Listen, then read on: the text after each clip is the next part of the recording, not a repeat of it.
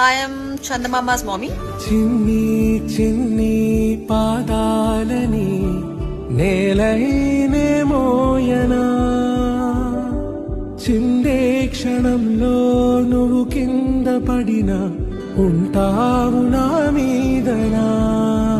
నీ చెంతే రెండు చెవులుంచి బయలెల్లనా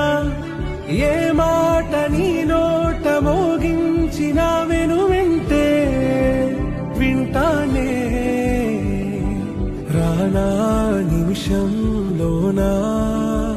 నే నన్నే వదిలేసైనా